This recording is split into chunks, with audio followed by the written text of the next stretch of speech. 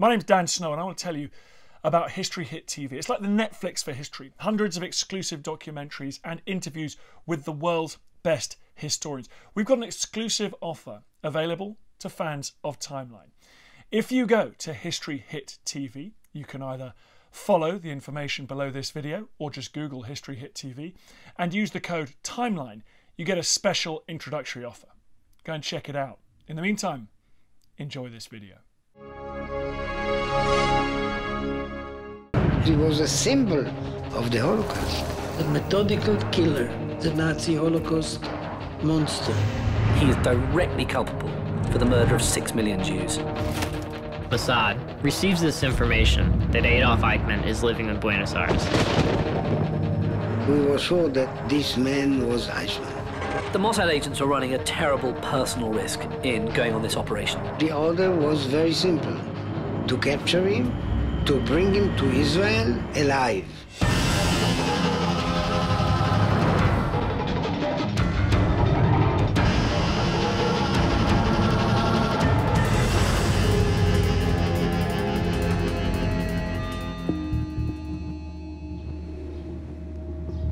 April 1960, Argentina. One of the world's most notorious Nazi war criminals, Adolf Eichmann, is living incognito with his family near Buenos Aires.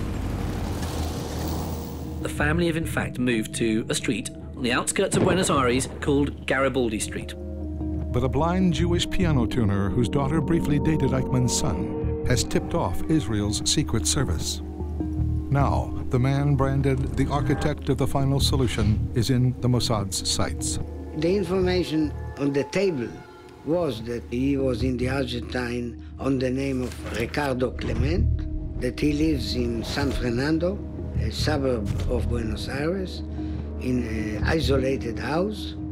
Why were we so skeptic? There was no electricity, no water, no nothing. We asked ourselves why a man like Eichmann goes to a dump like that.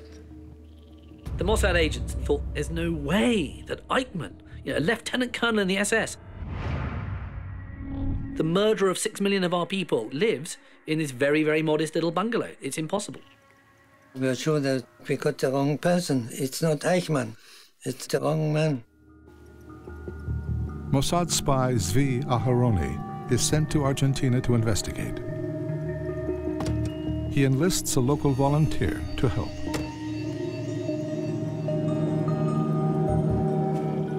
So Aharoni goes to rather extraordinary steps with one of his people going up to the house, speaking to him about trying to buy land in the adjoining district. We had a camera hidden in a case so you can't see it. You would press certain buttons on the handle and it would click these photographs. You can make pictures and the man doesn't know that you've been photographed. And that's how we got these pictures. He gets the pictures, the man he thinks to be Eichmann, and he looks at it, compares it to old portraits of Eichmann. The left ear is like a fingerprint. They photographed this man with his left ear. And we had a photograph of Eichmann in SS uniform with his left ear. We were almost sure, I can't say 100%, that the man was Eichmann.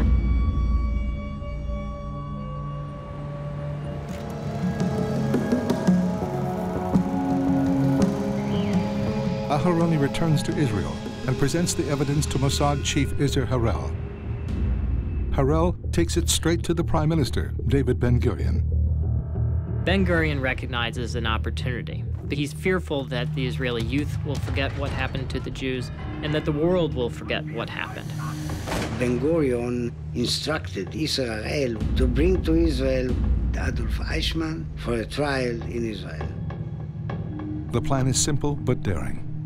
A team of secret agents will kidnap the war criminal and smuggle him 9,000 miles to Jerusalem. Harel enlists the one man with the skills and the nerve to run such an operation, Mossad commander Rafi Eitan. I decided how many people I need, okay? And I started to choose the people. Rafi Eitan puts together this team that is kind of the standard of what you see in spy movies or spy novels. Each individual on the team was picked for his or her expertise, whether it was as a forger or as a master of disguise, or whether it's someone who was excellent at logistics. There are no James Bonds, debonair men in flashy suits. They are ordinary individuals who you would never pick out in a crowd, and that's what made them so good. For the agents, the mission is personal. Adolf Eichmann is the man who made the Nazis' death trains run on time. He's the man who helped to send millions of Jews from all over occupied Europe to the gas chambers. Eichmann is called the architect of the final solution, and he was very good at his job. A lot of these agents' parents would have been killed essentially at this man's hands. He was a very rabid, intense, fiercely efficient and virulent Nazi. Towards the end of the war, Eichmann tells a fellow Nazi that he will happily go to his grave knowing that he's killed 6 million Jews. His role was to isolate the Jewish populations, bring them to ghettos, and ultimately ship them to extermination camps like Auschwitz.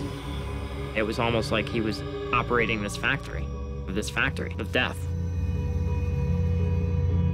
He was a specialist on Jews, and he knew quite a lot about them. He was a desk guy, but he was also in the field. He would go and see the techniques that they were using, gas vans and just shooting Jews. He was out there seeing it. He's an evil, murdering Nazi bastard. There's no doubt about it. This was an extremely significant operation for the Mossad. This operation, if they're successful, will put the Mossad on the map. It was an incredibly ballsy thing for the Israelis to decide, was to show the world that Israel couldn't be messed with. Wherever you are in the world, we will come and get you.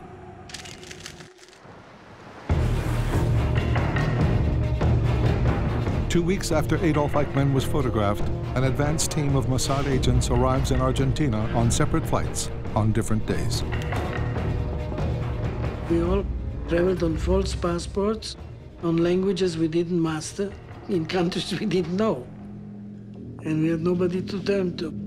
The logistic people of the Mossad made our timetable, how to go to the Argentine, hotels to stay, what identification to use.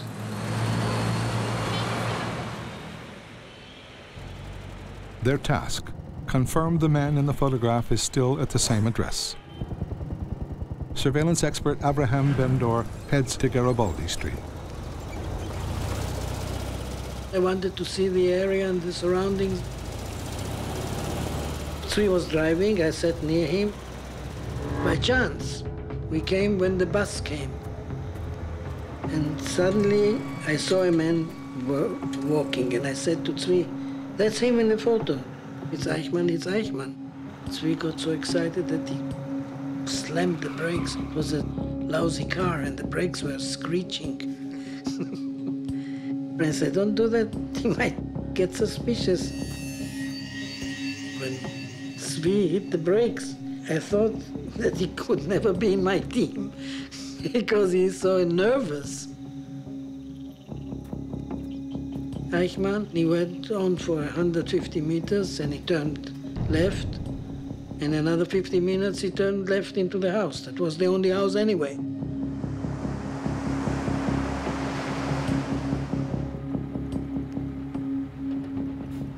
We watched the house of Eichmann for days. They begin finding out exactly what Eichmann did, what time he woke up, when he left for work, what bus he took, how long he stayed at work, when he came home, what he did when he came home, when the lights finally went out at night. A single word is telexed back to Mossad headquarters in Israel. Carrot was the code word that tells you a lot of things. One, we found the man who's in the picture that Tzvi brought back. Second, the situation in the field there is possible to make a kidnap operation. Third, we are going to continue the surveillance of the house. In Jerusalem, the Mossad boss gives the green light to Operation Eichmann. Capture the man who organized the genocide of Europe's Jews and bring him to Israel to stand trial for his crimes. I was 14 when I left Czechoslovakia. We went to Hungary, and in 1944 we were taken to Auschwitz. All of us, my mother, my sister, my father, my grandfather, my aunt and me, together on the train. We were frightened, we were hungry, we were cold, we were humiliated. We were strictly brought to Auschwitz to be exterminated. After decimating Poland's Jewish population, in 1944, Eichmann set about sending Hungary's 700,000 Jews to their death. Ultimately, anybody who is a Hungarian Jew or has their roots in Hungary and is Jewish will have a relative, an ancestor, who was ultimately killed by Adolf Eichmann. The doors opened, and the first thing, before even seeing, we heard the German Shepherd barking. And couldn't believe it, that here we were in this horrible, horrible place. The Mossad chief knows that an extradition request for Adolf Eichmann to Argentina will likely fail.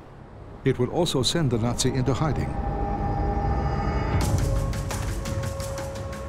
The kidnap team arrives, but they've got lots of things to be getting on with. I mean, it's not just a case of just like hitting him over the head, putting him in a car, putting him in an airplane, let's go home, job done.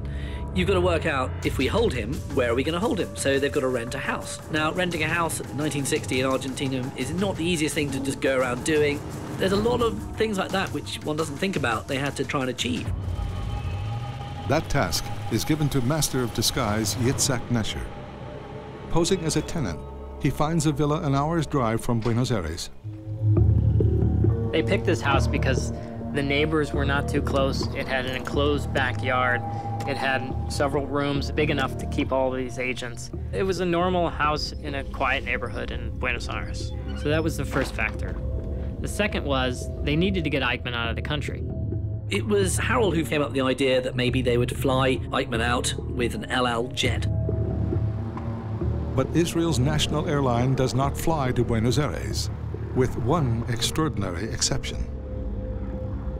Luckily, and it's one of those bits of coincidence, there's the anniversary of Argentina's founding, and the Israelis say we want to send a delegation of dignitaries out to come and help celebrate. And Argentina says, yes, well, of course, you must send this special flight. And it's this special flight that's going to take Eichmann out of the country. So the schedule of when the operation proceeded was based on when that plane was arriving and could take off from Buenos Aires. The plane is set to arrive on May 12th and depart the next day. This means they have a week to kidnap the war criminal. The clock is ticking. We saw him every day, the same time, except Sunday. Same bus, same hour, everything the same.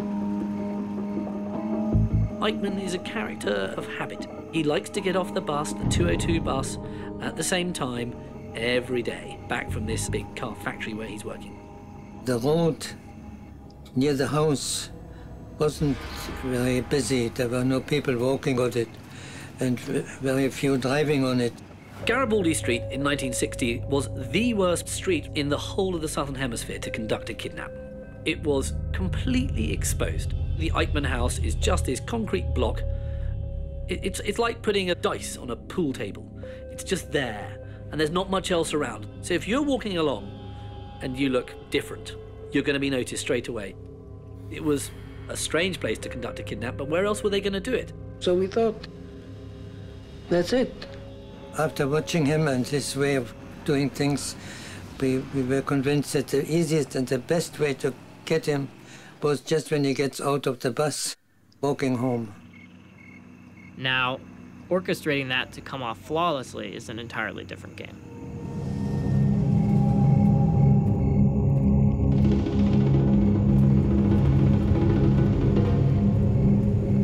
The basics of the plan were Eichmann gets off the bus on his way back from work at night. As soon as he turns the corner onto the smaller road leading to his house, they would grab him. The plan was Zvi Malshin to walk between the house and the bus. Eichmann walked between the bus and the house, and they should meet somewhere in 2/3 of the way. Zvi Malshin had to tell him, "Momentito, senor, I would like to ask you a question." That was the plan from the beginning. To get the mechanism and the tactics together, we did it about 300-400 times. They practiced throwing Eichmann into the car, putting him down on the floorboard, and driving off. In 20 seconds, we wanted to do that. They practiced the route that they would escape from numerous times in case the police were chasing them. We didn't carry weapons because it was incriminating. Why do we need the weapons for? We don't want to shoot anybody. We knew that the only enemy that we could face were the Argentine police or the Argentine military. So we said, we don't need any weapons. And that's a risk we took. The Mossad agents are running a terrible personal risk in going on this operation. If you were caught in Argentina in 1960 as a known foreign spy, you wouldn't have been executed, but you would have been in prison for ages and ages. And of course, your mission probably would have been denied back home, as is the great tradition of most spy stories. So yes, it was a terrible risk. Since the war, Argentina has offered a safe haven to high-ranking Nazis like Eichmann. There was a network that Juan Perón, the president of Argentina, put together to bring Nazis to Argentina. It was widely known within the network of underground former Nazis that if they found a way to Argentina, that the Argentinian government would help support them. With the Allies' victory in 1945, Eichmann became a wanted man and went on the run. He makes his way up to Hamburg and then ends up in a little town called Everson, where he works as a forester. Then forestry business goes bankrupt, and he finds this old Nazi guide to manage a chicken farm and ends up running what is quite a lucrative chicken business. But in 1950, fearing capture, Nazi sympathizers in the Catholic Church helped to organize Eichmann's passage to South America from the port of Genoa under the name Ricardo Clement. The route he's been using is a very well-trodden escape route. Some people call it a rat line. Eichmann's given all the paperwork he needs, such as landing permits for Argentina, exit permits from Italy, and so on and so forth. And eventually, Eichmann set sail with a third-class ticket to go to a new life in Argentina. Eichmann was certainly not the only senior Nazi to end up going to Argentina. There was almost a great tradition of Nazis going there. Some of them brought some money, some of them brought some technical expertise, and so on and so forth. The former SS officer has a string of jobs, from running a laundry to raising rabbits. None are a success. He finally finds steady employment in a Mercedes-Benz car plant.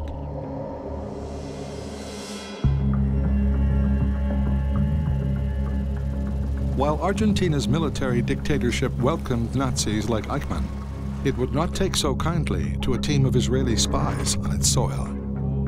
To outwit the authorities, the agents forged several different license plates for their getaway vehicles. We had 3 number plates, and we didn't have these revolving things that they have in James Bond films. We had to put one number plate upon the other, so we didn't lose time in taking off the previous one. That was really better than in movies, much quicker. For each license plate, we had different documents, just in case. In Argentina, in the 50s, the cars you hired weren't the nice sedans we get today. They were pretty ramshackle, and there's always a danger these cars would break down. The cars were in a terrible condition, all of them. Once we had to push them. Of course, anything could happen. Operation Eichmann moves into high gear. From the second Eichmann went underground after the war, he was constantly worried about being found. He was constantly worried about every footstep behind him was someone coming after him. They're constantly fearful that if they let the operation go just one more day, that day was the one that Eichmann would figure out he was being followed and he would vanish. There was a danger that he would try to escape and get away from us. Of course, was a danger. One way or the other, struggle or not, this was the moment to go.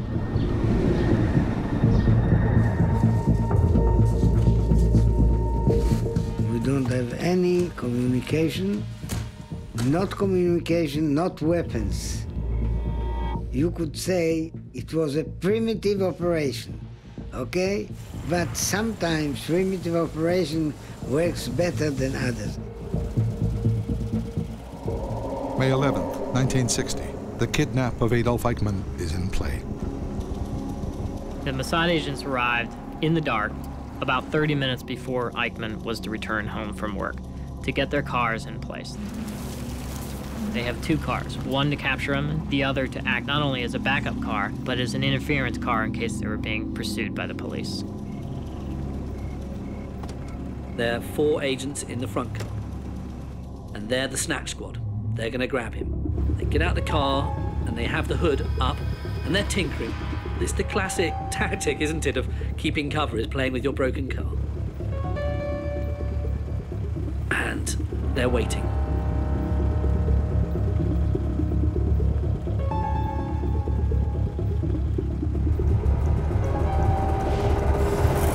Bus arrives, and they wait for Eichmann to come off the bus. And he's not there. And they just can't believe it. The only night that he didn't arrive on the 7 o'clock bus was the night we intended to catch him. People were, how could I say, quite tense.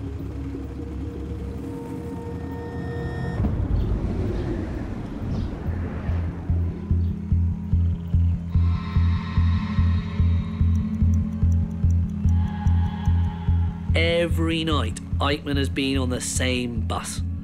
And the night of the kidnap, he's not.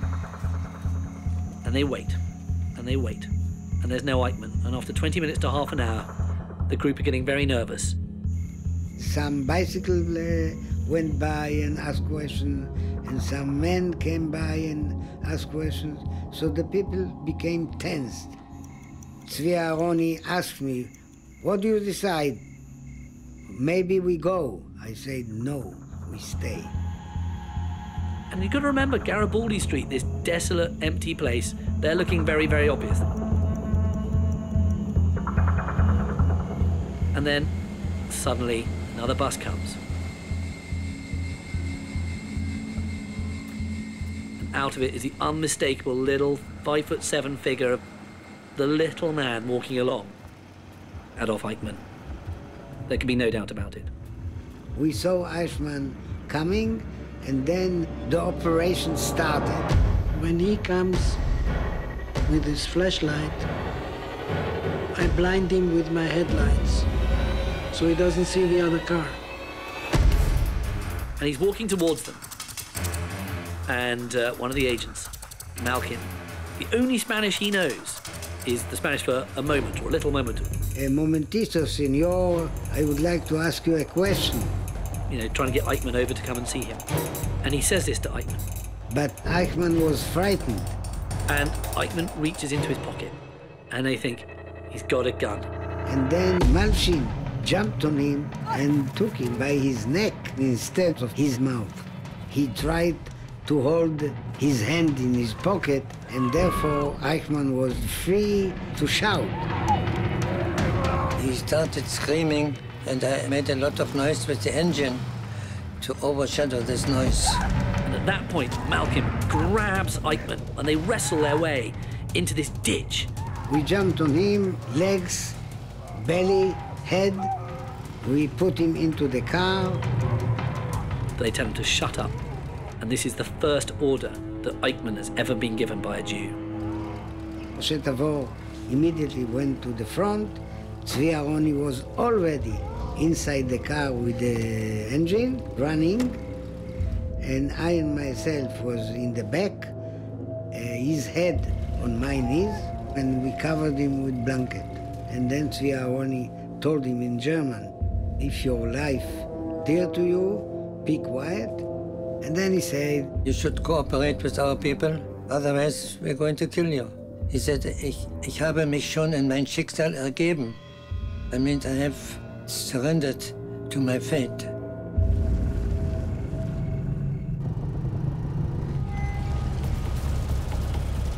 Eichmann is in the car, I had to lead the way to the safe house. No one said a word. My hand was on his mouth. He was completely quiet. After 1 mile, we stopped and we changed the plates of the car. There were Argentinian number plates. We changed them to other Argentinian number plates, which were forged, so there was no suspicion on the cars. We had to change all that in seconds. Garibaldi Street is a long way from the safe house. And don't forget, they're in a really, really bad Argentine 1960 hire car that can break down at any time. And if it's broken down and a policeman comes to help, it's all over. We crossed checkpoint by military and police. The police stopped me and he said nothing, and I said nothing. They saw the foreign plates of the car and they said, go. It's a nervous drive, but they make it back and they get into the safe house, and there they've got him. We put covered glasses on his face so he couldn't see anyone and couldn't remember anyone. We didn't speak one syllable, nothing. We didn't talk to him, he didn't talk to us. We took off his clothes to make sure that he doesn't got any weapon or razor blade to kill himself. He's given a medical by a doctor who was part of the team to confirm that his heart's okay. It's a very stressful thing to be kidnapped. One thing they have to do, they're 90% sure they've got Eichmann, but they're not 100% sure, and they've got to make sure they're not kidnapping the wrong guy. Before we went to the Argentine, we studied the SS file that we had in our archive, and we knew Eichmann, his measurements, his facial scars, things like that. And all these helped us to identify him before we talked with him. One of the agents, Zvi Aharoni, was given the job of interrogating Eichmann in order to establish exactly who he was, what he'd been up to, and so on and so forth. I asked him, what's your name? And he said, Ricardo Clement. And is that your real true name? And he refused to answer them.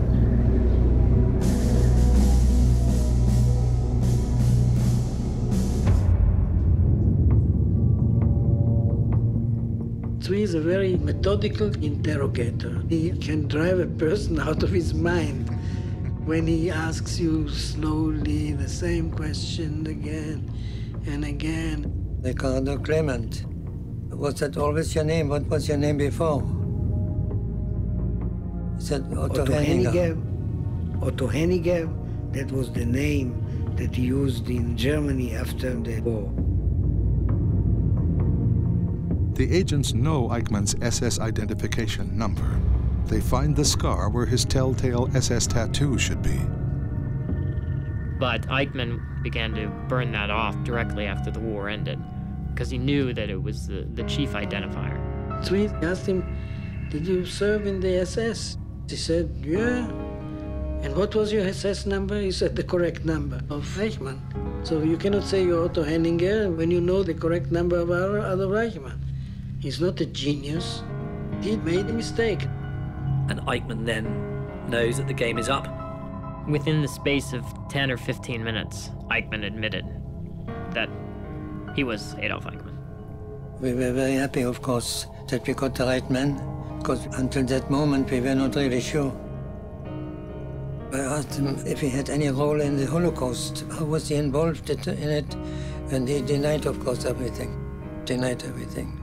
You would have thought a monster like Eichmann would have a much more impressive physical presence, but it's just this sort of pathetic little man. Yet he was the one who had organised this enormous murder.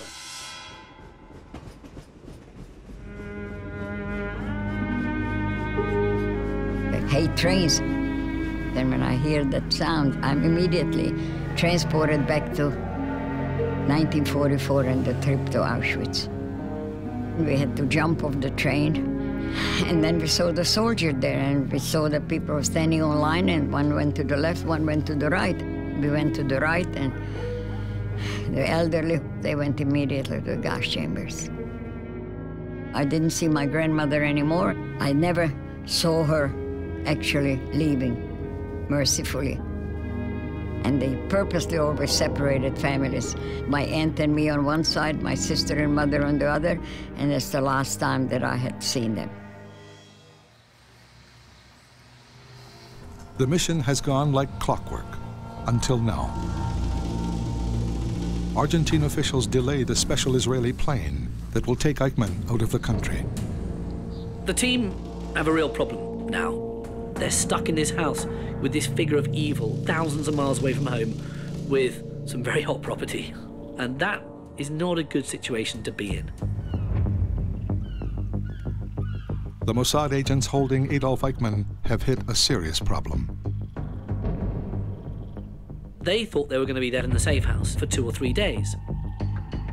In fact, the special El Al flight was going to be delayed by up to a week. We knew that the flight would come to the Argentine something between 20 and 21st of May.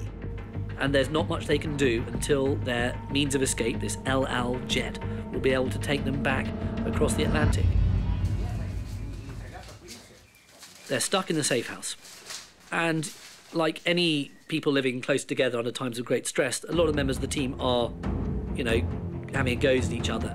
They were constantly worried in the safe house about people coming after them, whether the police or Eichmann's friends, and most importantly, his family. His family are running around trying to find him with various friends of theirs sympathetic to the Nazis. The risks were definitely the German community of Buenos Aires. The less happens, the more you get worried. Rafi was in charge, and most of the burden on him. He thought that it's impossible that the Nazis don't look for him or the family. He was really, really, really worried.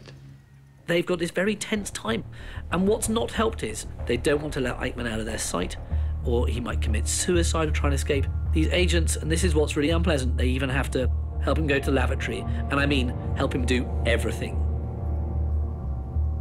It's quite something to clean someone off when you know that that man has murdered 6 million of your people. It would have been much simpler to just kill Eichmann, but they needed to bring him back to trial. All the people in the house, though some of them were Holocaust survivors, all of them knew the importance of bringing Eichmann alive to Israel. All of them. They knew it, they understood it, and they fully agreed with it. The agents insist Eichmann sign a statement that he is returning to Israel of his own free will. If caught by Argentinian authorities, it might be the only thing that can save them. Eichmann tried to get them saying, I'm a German citizen, I should be tried in Germany. But they told him, you're coming to Israel. And ultimately, they got him to sign it. He gave me a letter signed by himself. I have the letter here. He said, I, Adolf Eichmann, the one who has signed this letter, I herewith declare ready to go to Israel in order to clear my conscience.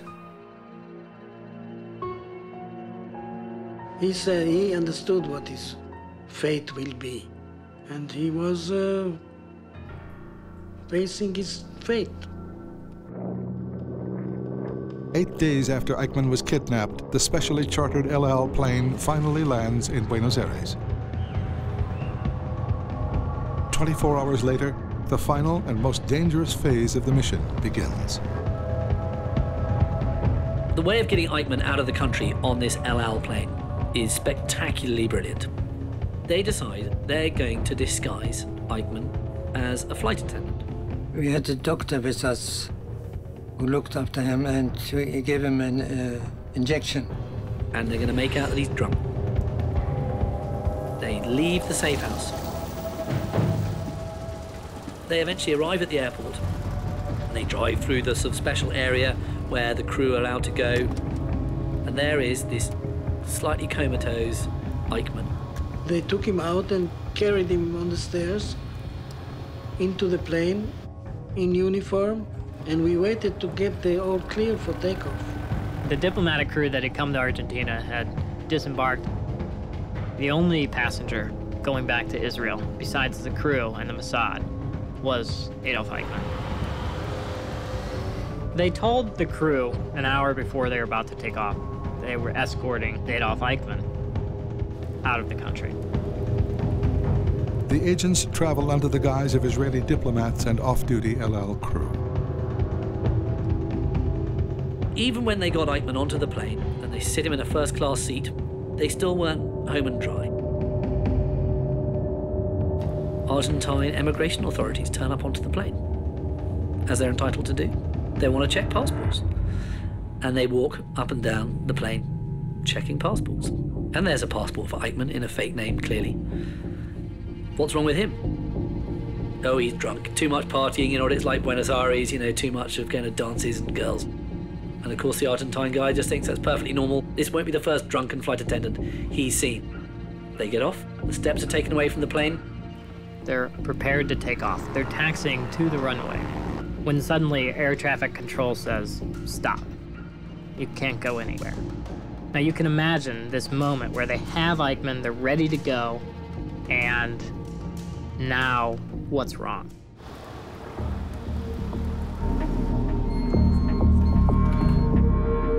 Moments before takeoff, the plane carrying Adolf Eichmann to Israel is grounded. They said 5 minutes and then 10 minutes and 20 minutes. But we were suspicious of everything. We were also tense. Have the authorities been alerted that Eichmann is on board? Is this operation about to unravel? Israel wants to take off and risk the prowess of the Argentinian Air Force. And an individual named Shaul, who is the navigator of the plane, says, I will go. I will check out and see what's wrong. So this normal navigator is told by Isser Harel, if you're not back in 10 minutes, we're taking off without you.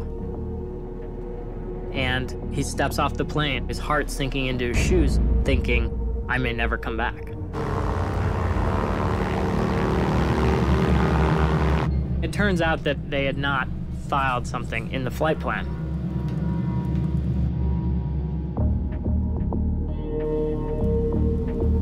The navigator gets back on the plane, then they take off. Well, of course, it was a great relief and satisfaction. Then we finally took off and were up in the air with Eichmann in the plane. The pilot announces that the plane has left Argentinian airspace. It was actually almost a celebration that they had accomplished this. But they still weren't home and dry.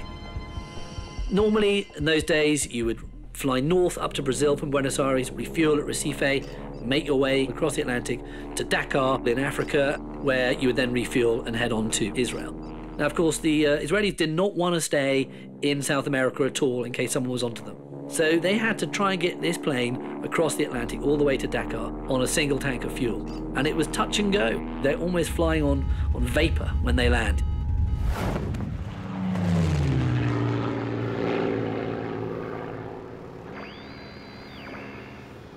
When it was announced that Adolf Eichmann had been captured, the world was absolutely stunned. For the Israeli secret services to capture an individual 9,000 miles away and do it all secretly and quietly was extraordinary.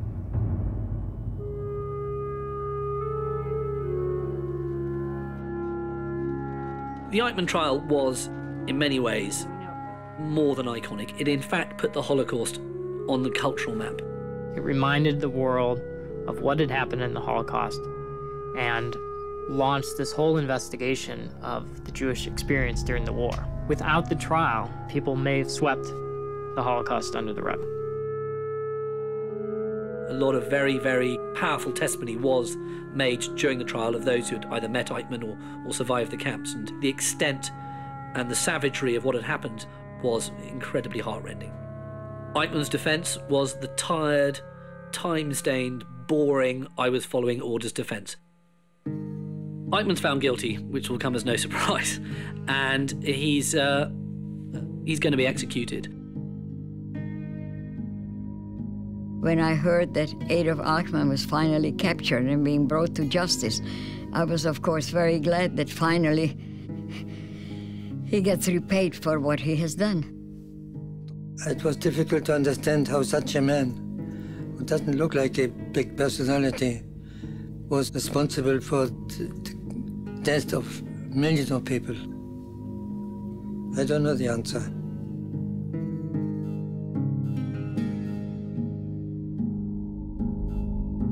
The night before he's to be hanged, he writes letters to his family, and he declares how much he loves Germany, and everything I did, I just did for my fatherland. And he's then taken out of his cell, and he's hanged quickly, efficiently. He's then cremated straight away, and his ashes are put in a bucket, and the bucket's put on a boat, and the boat sails off the Israeli coast, out of Israeli waters. They don't want to be touched by the ashes of this man, and they tip the ashes into the water, and there are a few ashes left in the bucket, and they rinse them out. They want to get every last grain of Eichmann out, and they rinse out the bucket, and they go back home.